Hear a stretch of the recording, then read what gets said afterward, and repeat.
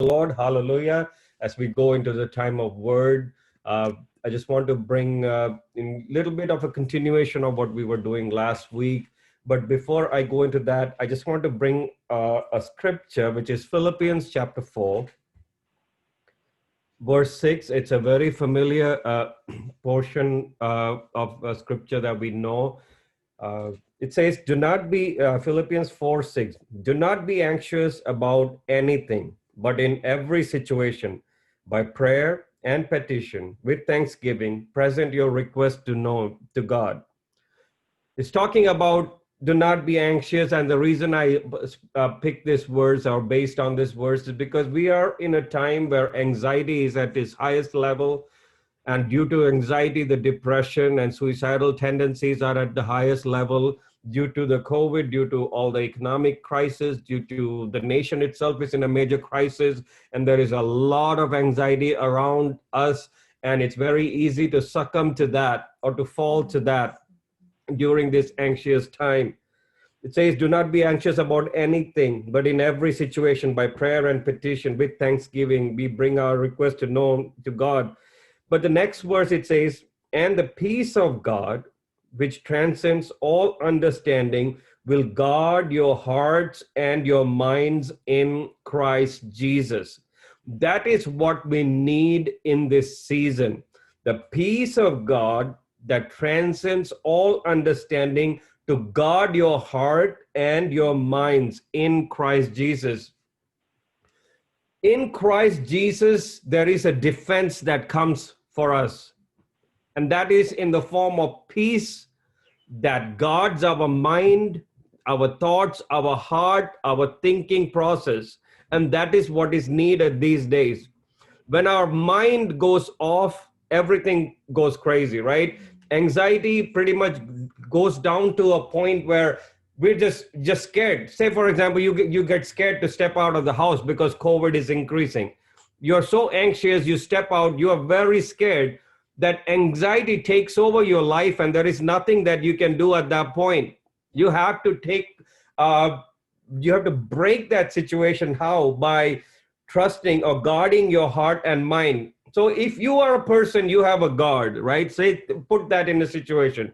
You have a guard, someone in charge of you. If someone comes next to you, what will that guard do? They'll be like, hey, who are you? Stop. Why are you here? They will check. They are your security. They will look into why are you there? What is your purpose and all that. And here it says there is a peace of God that guards. So when you're talking about peace of God or a guard, there is a defense system that is around you, okay? There is a defense mechanism that through which the enemy cannot penetrate and do what he is trying to do. So we're talking about a safety that comes, a security that comes because you're shielded by something.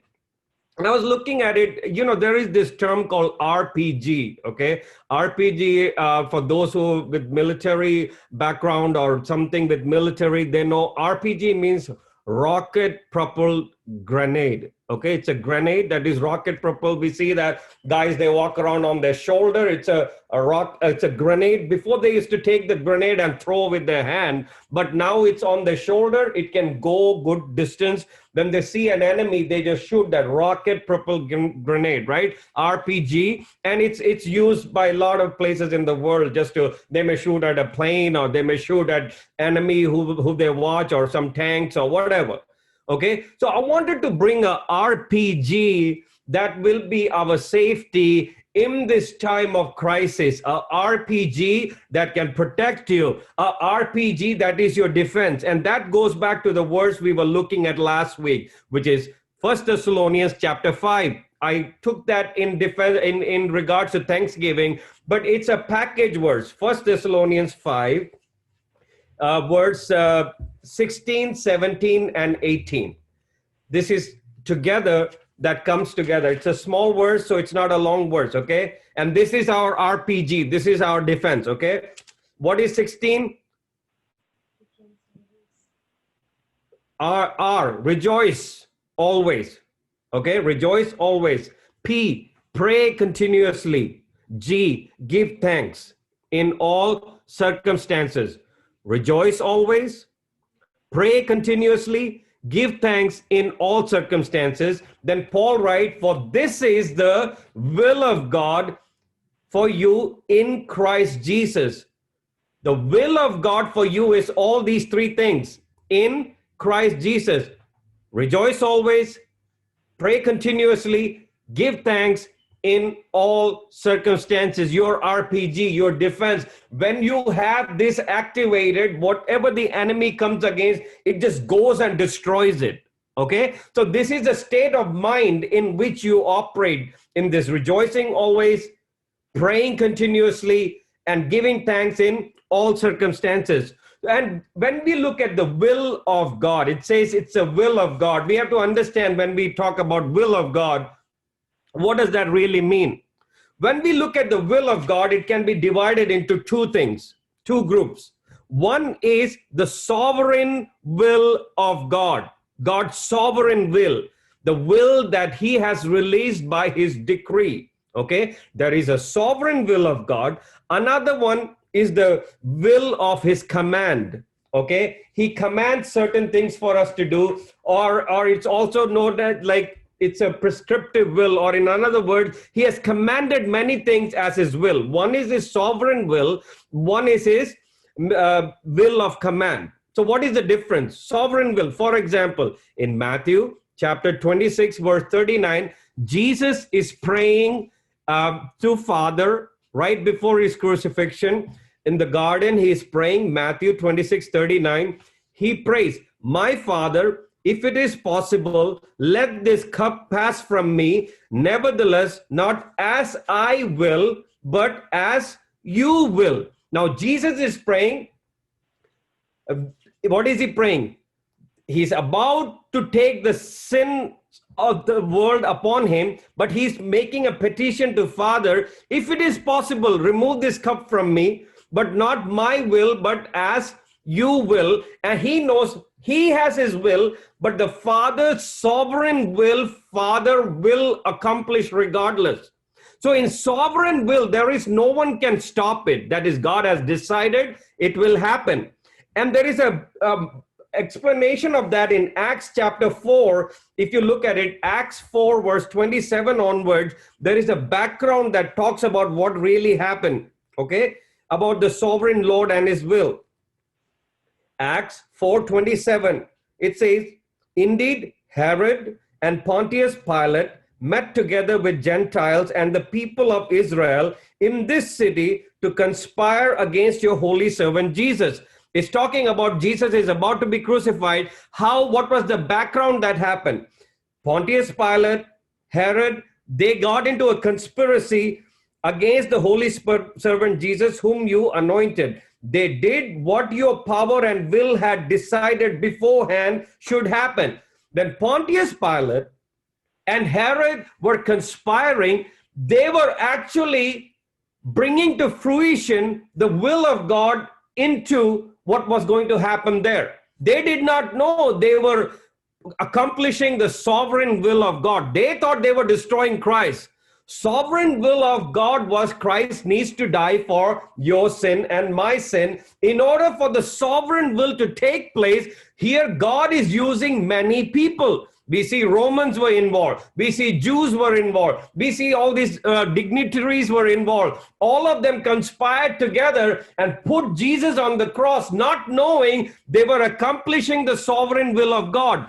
If God has sovereigned it, there is no one can stop it. It will take place regardless of whatever you pray, regardless of whatever you have decided. Okay, that is the sovereign will of God. The other part is known as his commands. Command is his will, which he has told you. People disobey it all the time, continuously. It's the will of God. I will give you one example. Okay, a couple of examples. Matthew 7:21, Jesus gives an example. Lord, not everyone who says to me, Lord, Lord, will enter the kingdom of heaven, but the one who does the will of the Father who is in heaven. People will say, Lord, Lord, and do a lot of things, but not all of it is in the will of God. And people are doing it completely, but it may not be in the will of God. That is about people doing something. It may not be the will of God. On the other hand, there is other example. For example, in 1 Thessalonians chapter 4, verse 3, it's a different example of the will of God. It says, this is the will of God, your sanctification, that you abstain from sexual immorality. To abstain from sexual immorality is a will of God. Okay? But God doesn't stop you from getting into that. Do you understand? Will of God is that you don't get into sexual immorality. But if you get into it, he's not going to stop it. It's not his sovereign will. He has commanded it. People choose to break his command all the time. Okay? So sovereign will you cannot break. The commands you can break, both are will of God. In sovereign will, there is no way you can stop, but the commands you keep breaking all the time, and God doesn't, like he will get punished for it. That is a totally different thing. It's not like, oh, I broke the will of God, so now you won't get away with it. You will have to pay for it. Okay? Daivahitam ചെയ്യുന്നതിൽ രണ്ട് ഭാഗത്തിലായിട്ട് വിഭജിക്കുന്നു. ഒന്ന്, കർത്താവ് ആഗ്രഹിക്കുന്ന കാര്യം ആർക്കും നിർത്താൻ ഒക്കത്തില്ല. കർത്താവ് അത് തീരുമാനിച്ചു, അത് നടന്നിരിക്കും. മറ്റേ ഒരു വശത്ത് കർത്താവ് ചില കൽപ്പനകൾ തന്നിട്ടുണ്ട്. മനുഷ്യൻ അത് കേട്ടെന്നിരിക്കും, കേട്ടില്ലെന്നിരിക്കും. ദൈവം നമ്മളെ അത് ചെയ്യാനോ ചെയ്യാതെ ഇരിക്കാനോ ദൈവം നിർത്തത്തില്ല. We just go ahead and do whatever we feel like, but we may be breaking the will of God. So this portion, for 1 Thessalonians 5, these three things fall under the command of God, the will of God, that is command. So if it is the will of God, it means it is something you can do. കർത്താവിന്റെ ദൈവ ഇഷ്ടം എന്തെങ്കിലും ഉണ്ടെങ്കിൽ അത് നമുക്ക് ചെയ്യാൻ പറ്റുന്ന ഒരു കാര്യമേ കർത്താവ് നമുക്ക് തരത്തുള്ളൂ. ഈ 1 Thessalonians 5 നമ്മൾ എന്തൊക്കെ വായിച്ചേക്കുന്ന 3 കാര്യങ്ങൾ: എപ്പോഴും സന്തോഷിപ്പീൻ, ഇടവിടാതെ പ്രാർത്ഥിപ്പീൻ, എല്ലാറ്റിനും സ്തോത്രം ചെയ്യുവിൻ, ഇതല്ലോ നിങ്ങൾ കുറിച്ചുള്ളത് ക്രിസ്തുവിൽ ദൈവ ഇഷ്ടം. ദൈവ ഇഷ്ടം 3 കാര്യം തന്നിട്ടുണ്ട്. എന്താ 3 കാര്യം? എപ്പോഴും സന്തോഷിപ്പീൻ, ഇടവിടാതെ പ്രാർത്ഥിപ്പീൻ, എല്ലാറ്റിനും സ്തോത്രം ചെയ്യും. എല്ലാറ്റിനും അല്ല, എല്ലാറ്റിലും. So there is a big difference. In everything and for everything, which was something that I was looking at last week. It's not in everything you give thanks, not for everything. In spite of my treatment that I am in spite of the pain I am in, I'm not thanking God for my pain. എനിക്ക് വേദന ഉള്ളതുകൊണ്ടല്ല ഞാൻ സ്തോത്രം ചെയ്യുന്നത്, വേദനയിലും ഞാൻ സ്തോത്രം ചെയ്യും. In everything, I give thanks. So the 3 things, let's look at it. RPG, rejoice always, pray continuously in everything, or give thanks in every situation. So let's look at what is rejoice. Okay? To be joyful. It's a command of the Lord that you be joyful. It's not that you can be excited about what is happening. It's difficult to be excited when things are not going well, right? But God's command in 1 Thessalonians chapter 5 is be joyful or rejoice always, regardless of that. Why do we have to rejoice always? What is that?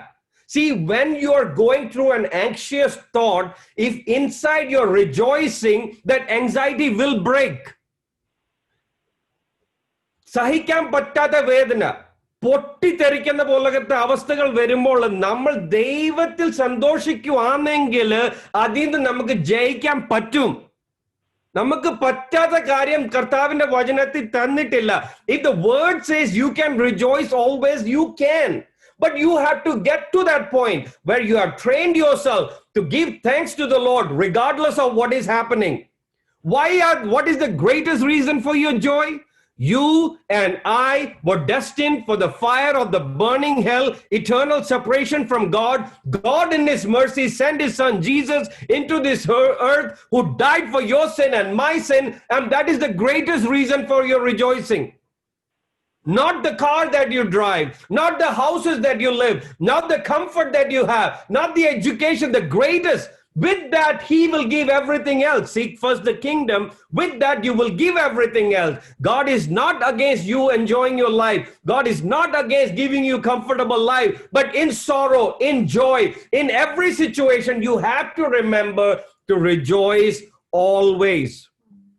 I want to bring one example where the disciples got very happy in Luke chapter 10.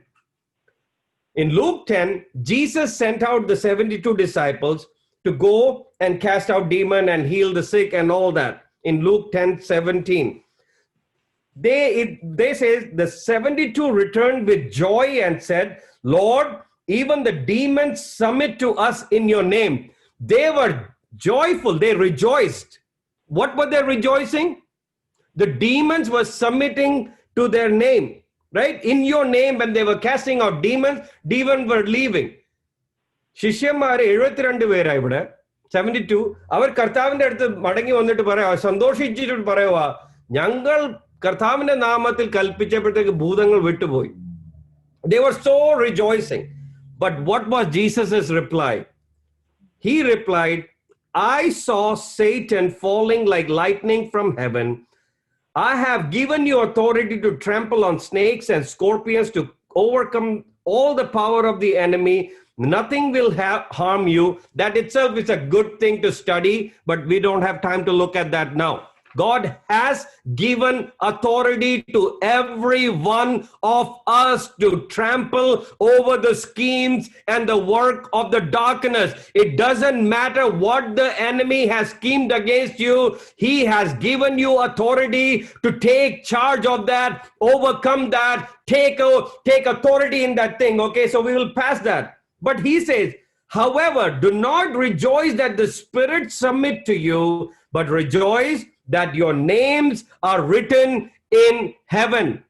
Nammada peru Swarga Rajyathu in the heaven, because it's written. That's why you have to rejoice.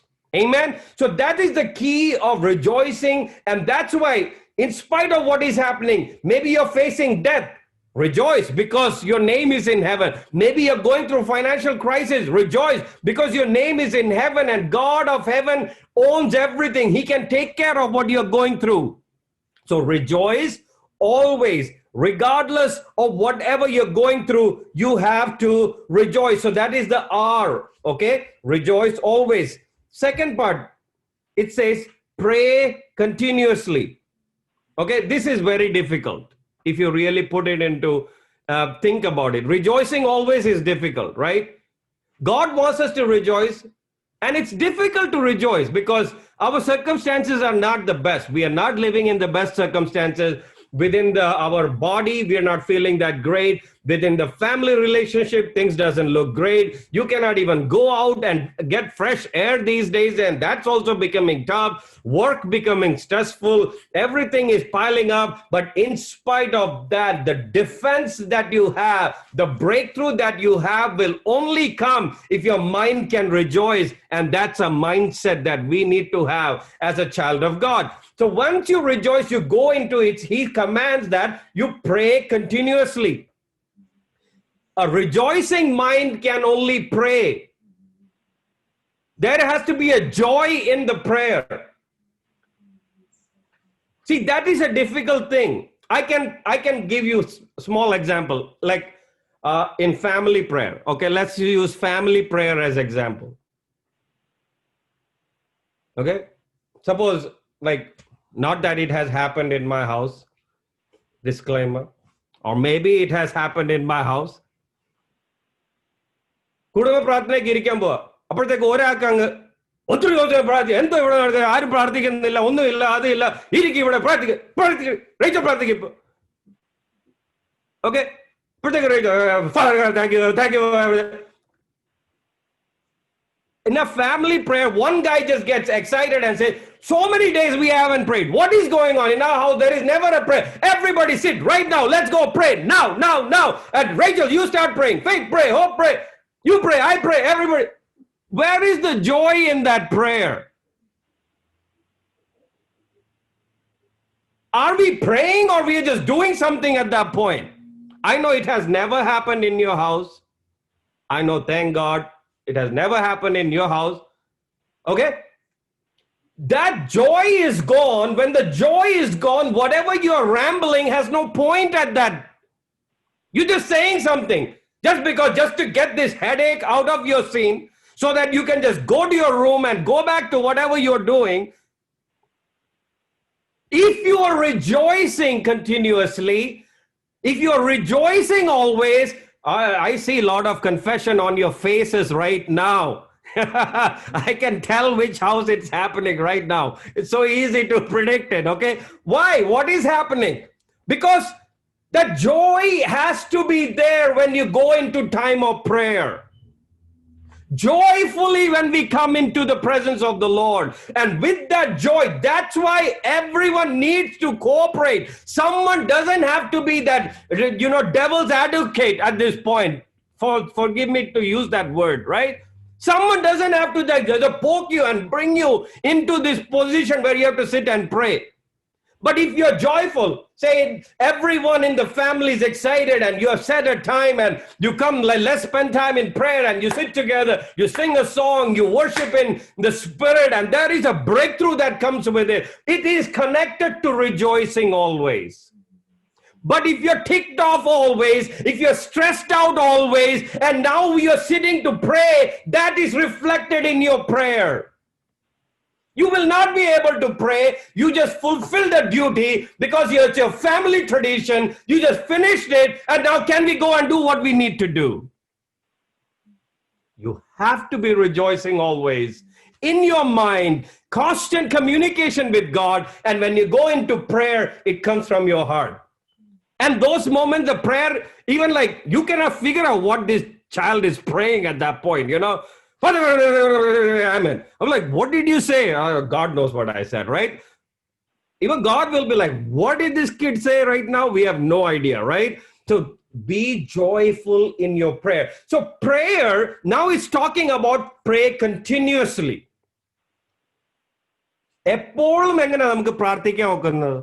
നമ്മൾ പ്രാർത്ഥിക്കുന്നത് പറയുമ്പോൾ കണ്ണടച്ച് ചിലപ്പോൾ മുട്ടയിലിരുന്നോ താഴെ ഇരുന്നോ ചേറയിലിരുന്നോ നമ്മൾ കർത്താവിനോട് സ്വർഗ്ഗസ്ഥ പിതാവേ ദൈവമേ, അതൊരു പ്രാർത്ഥന.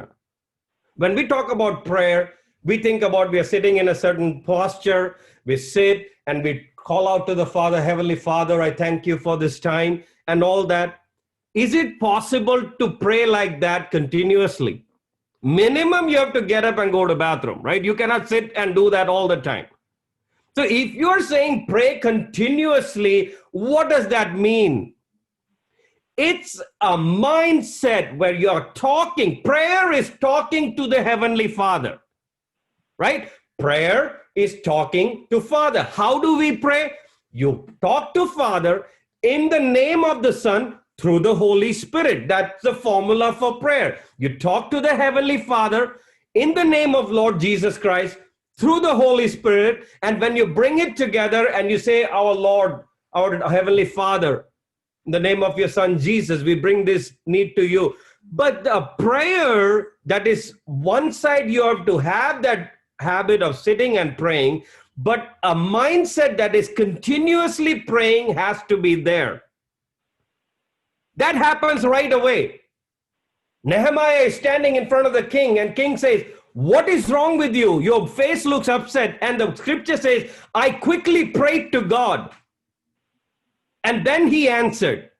That doesn't mean all of a sudden he sat down and opened his windows toward Jerusalem and started praying. No, that is a prayer that comes from within. And that is constantly at work, when you're driving, when you're cooking, when you're watching something, anything. If there is a constant prayer that is rising from you, it is very essential for a child of God to pray continuously. So if we have to pray continuously, it's a mindset. Nammade mindset ne adu kanikkunnathu. Right? നമ്മൾ എപ്പോഴും ഇടവിടാതെ പ്രാർത്ഥിക്കണമെങ്കിൽ നമ്മുടെ മനസ്സ് കർത്താവിനോട് ഒന്നിച്ചുണ്ടെങ്കിലേ അത് നമുക്ക് പ്രാർത്ഥിക്കാൻ പറ്റത്തുള്ളൂ. എല്ലാ അവസ്ഥയിലും നമുക്ക് പ്രാർത്ഥിക്കാൻ പറ്റും. Okay? So in a continuous prayer, voice is not important. Right? Because you cannot always talk. In a continuous prayer, voice is not important. In a continuous prayer, your posture is not important. You can be laying down and praying. You may be on your knees and praying. You may be running and praying. You may be driving and praying. You may be cooking and praying, but you're always praying. At your work, you're praying. You may be in the middle of a major project, in middle of a major crisis, but your heart is continuously praying to the Lord. That becomes a defense. It's a protection. That's when the peace of God takes over your life. Okay? A place is not necessarily important, right? It's not that you come to church and then only you pray. Everywhere you can pray. There is no particular time you're continuously. But the main thing about praying continuously is that a child of God should never, I emphasize, never be in a place where she or he cannot pray. You cannot be dancing on a dance floor in a club and praying to God over there. You have to be in a place where you can sincerely pray to God. You cannot be involved in something that is against the word of God and in a place where you cannot pray. Every moment of your life should be a place where immediately you can pray. Okay? So prayer, it's not about posture, it's not about time, it's not about place, it's about being right with God where any place, any moment you can be able to pray. Then only you can pray continuously.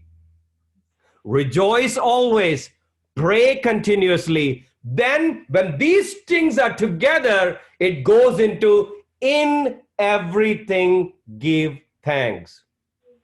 If you have rejoicing going on, if you're praying all the time, in spite of whatever you're going through, you will be able to give thanks to the Lord.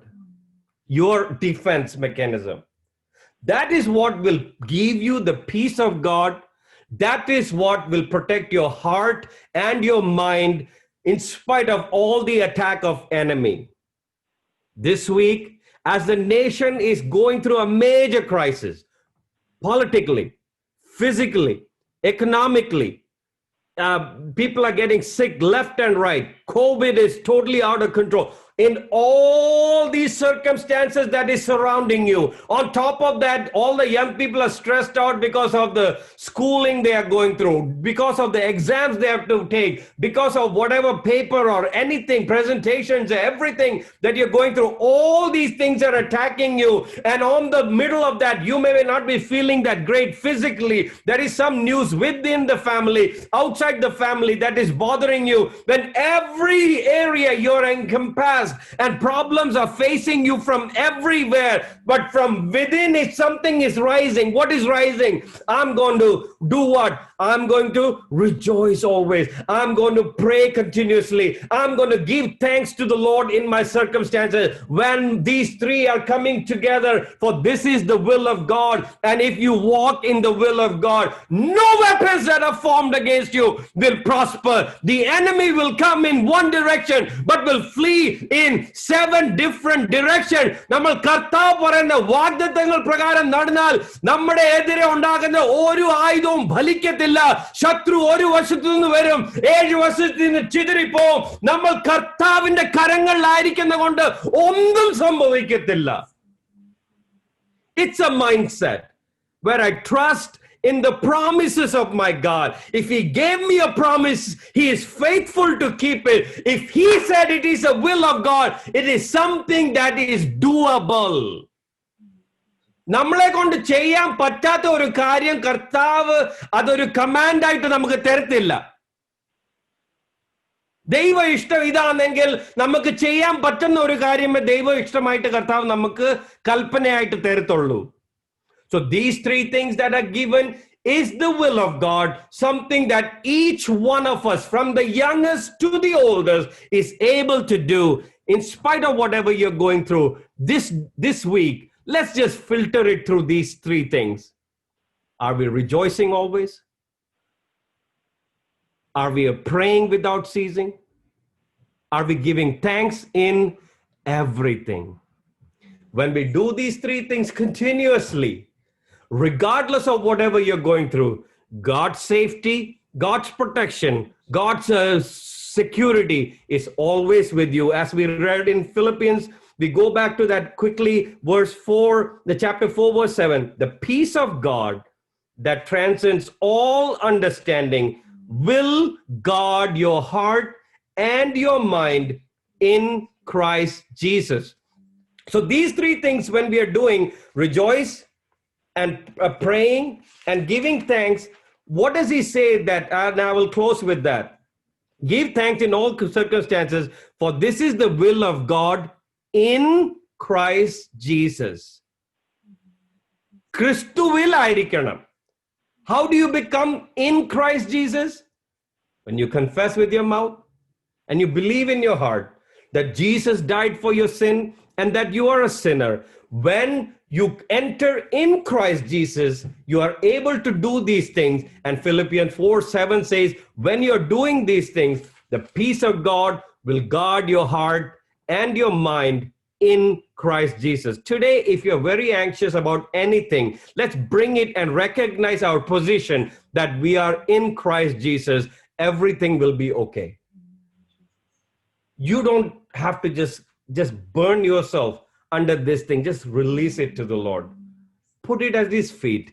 He's able and capable to take care of whatever you're going through. Let this week, let it be a week where we practice these three things and see the breakthrough that comes in every one of our lives. Amen. May the Lord bless us with these words, and let's apply it in our daily walk with the Lord. Hallelujah. Praise the Lord.